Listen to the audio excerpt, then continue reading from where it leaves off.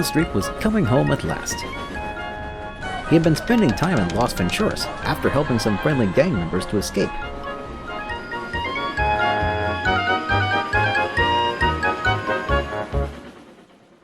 That night, Brownstreak told Freight all about the other side of San Andreas. "I didn't know there was another side," said Freight, and the two went happily to sleep.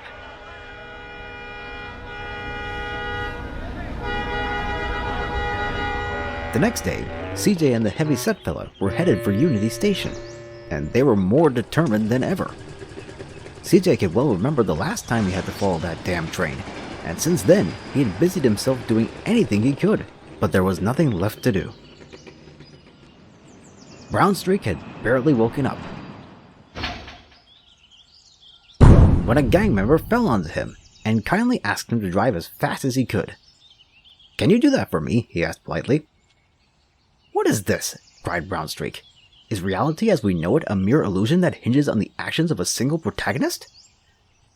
But he hadn't time to think, for CJ and the heavyset fella had already arrived at the station. Brownstreak raced away like never before. Again. "Oh dear," said CJ. "Here we go again." CJ and the heavyset fella need to eliminate the gang members before they reach Frederick Bridge. Up ahead is a lady standing on the sidewalk, Brownstreak, and further ahead is a ramp. Should CJ park near the lady and see if anything develops? No. Although this will put CJ in a better mood for a price, there is not enough room on the bike for the lady and the heavyset fella. What about if CJ followed Brownstreak while the heavyset fella shoots the gang members? No.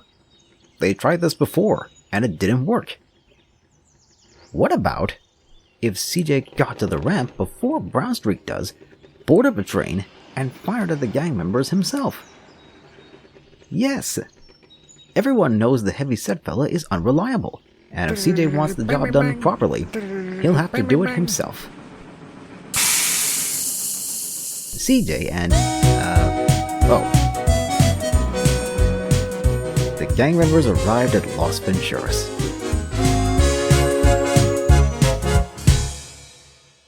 "That was our fault," said the heavyset fella.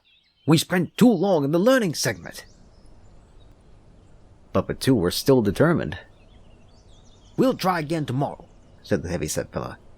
"After all you have to do is follow."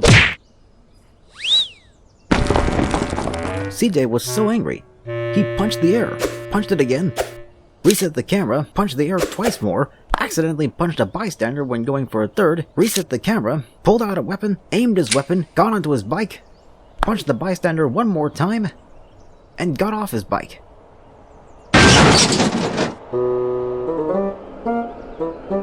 A tank fell from the sky and landed on the heavyset fella. "I'm as confused as you are," said the tank, and CJ left in a huff.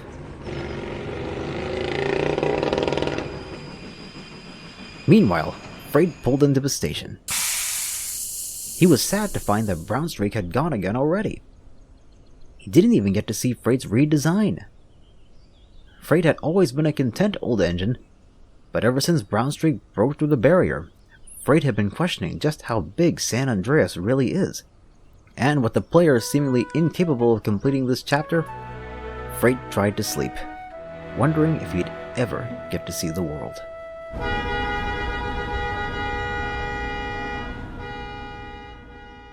The next day, Freight's driver rushed to wake him.